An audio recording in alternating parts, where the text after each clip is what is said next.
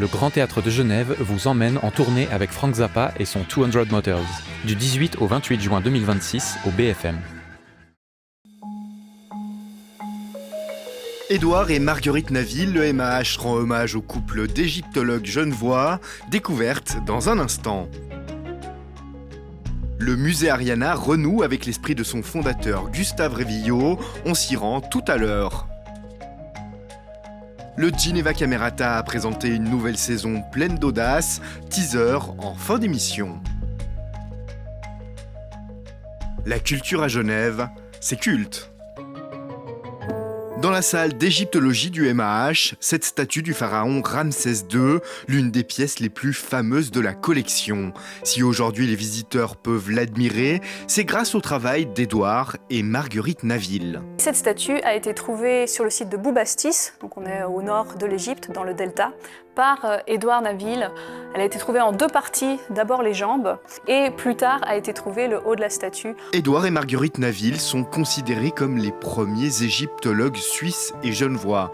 Pour comprendre l'influence qu'ils ont laissée, le musée d'art et d'histoire leur consacre une exposition qui nous explique d'abord le contexte dans lequel ils évoluent. C'était une bonne famille de la bourgeoisie genevoise, protestante, donc avec les valeurs de l'époque, modestie, mais aussi charité. Donc ils ont fait aussi beaucoup d'éléments pour ce qui est d'aider ses prochains. La vie civique aussi importante. Édouard Naville était très impliqué, par exemple, il était maire de Gentot, il a été vice-président de la Croix-Rouge. Au milieu du 19e siècle, lorsqu'Édouard Naville entame ses études, l'égyptologie est une science récente. Les travaux de Champollion ont permis de décrypter les hiéroglyphes, mais en l'absence de successeur direct, Naville part étudier dans plusieurs villes, Londres, Paris ou Berlin. Sa première grande recherche concerne le livre des morts. Il a passé 10, 15, 20 ans à étudier cette œuvre monumentale avec donc le soutien de son épouse Marguerite. Et assez rapidement, les époux Naville partent sur le terrain en Égypte. En particulier les fouilles sur le site de Der El Bahri, le site où il y a le temple de la reine Hatshepsut, qui est assez fameuse comme une des rares femmes pharaons, qu'ils ont donc entièrement déblayé, étudié, remonté, avec des dessins magnifiques de toutes ces scènes. C'est un dessin qui a été fait par Marguerite Naville.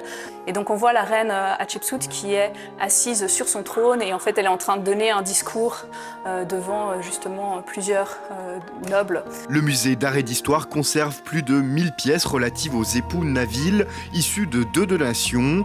Une première effectuée en 1927 par Marguerite au décès de son époux et une seconde datant de 2006. Le contexte est vraiment très important et d'ailleurs c'est une des choses qui a permis de remettre en lumière tout le travail de Marguerite Naville où maintenant on la considère aussi comme une égyptologue. Si on ne s'était pas intéressé forcément en détail à toutes ces archives, si on n'avait pas lu tous ces journaux qu'on a où elle montre tout le travail qu'elle fait sur le chantier, autant que ce soit de l'aide administrative mais tous les dessins sur lesquels elle travaille et aussi la photographie qu'elle fait. Édouard et Marguerite Naville, Genève à la rencontre de l'Égypte antique, une exposition à voir au MAH jusqu'au 27 septembre. 2030, destination Gustave. Depuis son arrivée à la direction du musée Ariana il y a quelques mois, Bertrand Mazera a développé une vision qui consiste à reconnecter l'institution avec son créateur Gustave Révillot. Un fils de bonne famille du 19e siècle, à la tête d'une fortune colossale et qui décide d'utiliser son argent pour nourrir sa curiosité. Il fait le tour du monde, s'intéresse à des cultures lointaines et initie une collection impressionnante. 30 000 objets qu'il présente dans un premier temps dans le centre-ville. Et puis le lieu étant rapidement trop petit pour recevoir tout le monde, il décide de s'installer ici, dans le domaine familial de Varambay. Et à sa mort, il lègue l'ensemble de ce territoire, il lègue sa collection et ce fameux musée qu'il a construit spécifiquement pour ça et auquel il a donné le nom de sa mère, Ariane. Ce legs a été petit à petit morcelé par l'histoire, l'ONU s'est construite, la collection a été disséminée puis reconstituée mais dans un autre sens. Et Gustave Révillot a petit à petit disparu de l'imaginaire et de l'histoire des Genevois. Un personnage curieux, positif, généreux et un héritage commencé en 1884. Une collection qui s'est transformée pour être aujourd'hui spécialisée dans la céramique, le verre et le vitrail. On est face à des matériaux qui nous parlent de design, ils nous parlent d'histoire de l'art, ils nous parlent d'usage, de manière de vivre, ils nous parlent d'histoire culturelle. Toutes ces choses-là sont rassemblées. Ce qui fait que sur la base d'un même objet, on arrive à raconter une infinité d'histoires. Et puis il y a une deuxième chose, c'est que ce médium a été réapproprié au cours des 15 dernières années par des plasticiens, des artistes qui ne viennent pas forcément de l'artisanat, mais qui en ont fait leur médium de prédilection.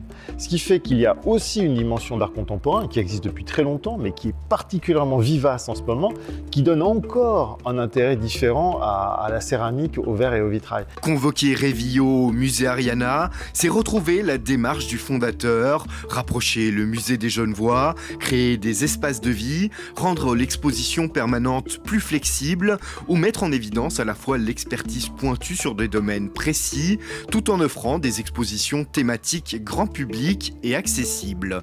Convoquer Révillot, c'est enfin continuer à développer la collection malgré l'absence de budget d'acquisition. Il y a des pièces céramiques qui sont des pièces d'usage qui ne valent pas très cher et qui ont un véritable intérêt scientifique à entrer dans nos collections.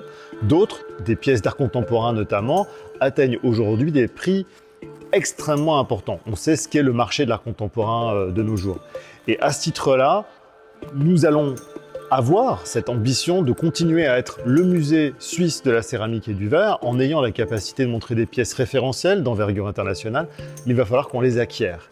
Et là, effectivement, il y a un enjeu en termes de mécénat qui va nous accompagner dans les années qui viennent. Destination Gustave au musée Ariana, c'est une reconnexion aux origines pour bâtir l'avenir. Il y a quelques semaines, le Geneva Camerata présentait sa saison 26-27, un programme placé sous le thème de l'amour, avec un fil conducteur, la voix humaine.